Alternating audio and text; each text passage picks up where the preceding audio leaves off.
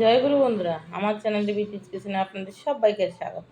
আজকে আমরা রান্না করে দেখাবো তেলাপিয়া মাছের ঝাল, সর্ষে বাটা দিয়ে তেলা মাছের ঝাল। দেখুন এখানে তেলা মাছ গোটা কিনেছিল, আমাদের রাস্তায় এসেছিল মাছওয়ালা। তো আমি কেটে বেছে মাছওয়ালা কেটে দিয়েছে, আমি ধুয়ে টুয়ে লবণ হলুদ মাখিয়ে রেখে দিয়েছি। এতে এবারে ভাজা করব। আমি কড়াতে তেল দিয়েছি, যেহেতু এতে মাছ ভেজেছি সকালে একবার, আমি তেল দিয়েছি। এবার মাছটা ভাজা করবো, সব মাছ। এই যে এবারে সব মাছ আমি ভেজে নেবো। তেলাপিয়া মাছের কিন্তু সাইজটা বড়ই। দেখুন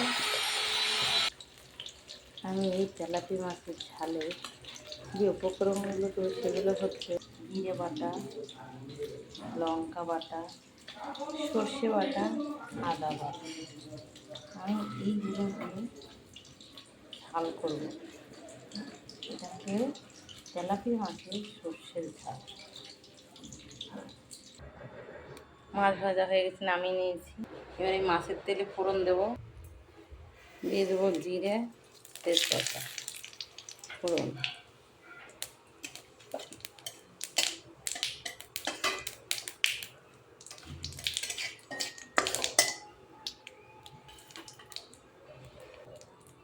দেখুন ফোড়নের লাল এসে দিয়ে দেবো আদা বাটাটা। আদা বাটাটা তেলে নেড়ে নিতে হবে। তেলে নেড়ে চেড়ে তারপরেই মাছ দিয়ে দিতে হবে। আদাটা দিয়েই একটু লাল লাল হয়ে যাবে, কাঁচা গন্ধটা চলে যাবে আদার, সেই মাছ দিয়ে দেবো। এবার আমি মাছ দিয়ে দিচ্ছি, নিজের একটা সব মাছটা দিয়ে দিলাম। আমি দিয়ে দেবো জল,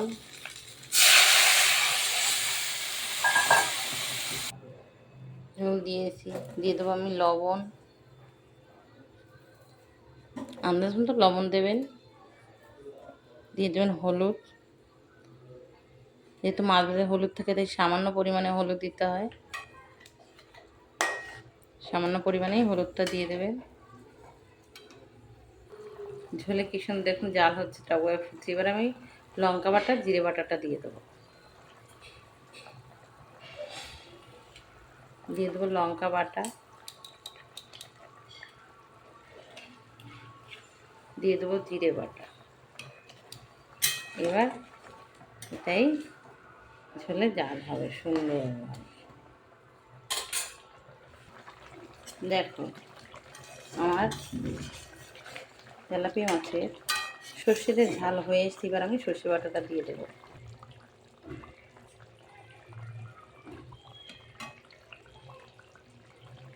সর্ষে বাটাটা দিয়ে দিচ্ছি, এভাবে ঘেটে দিয়ে দিতে হবে। নামানোর কিছু আগে দিলে সেন্টটাও ভালো থাকে আর তেতোও হয় না। আমার তেলাপিয়ার ঝাল হয়ে গেছে, আমি নামিয়ে নিচ্ছি। দেখুন আমার তেলাপিয়া মাছ সর্ষে বাটা দিয়ে ঝাল হয়ে গেছে। আপনারা এভাবে কিন্তু আদা, জিরে, লঙ্কা, সর্ষে বাটা দিয়ে একবার তেলাপিয়া মাছের ঝাল করে খেয়ে দেখবেন, খেতে খুবই স্বাদ এবং খুবই ভালো লাগে। তো আমার এই রেসিপিটা যদি ভালো লেগে থাকে তাহলে please please please like, share, comment করতে কিন্তু ভুল করবেন না, আর সাবস্ক্রাইবটা করে দেবেন। জয় গুরু।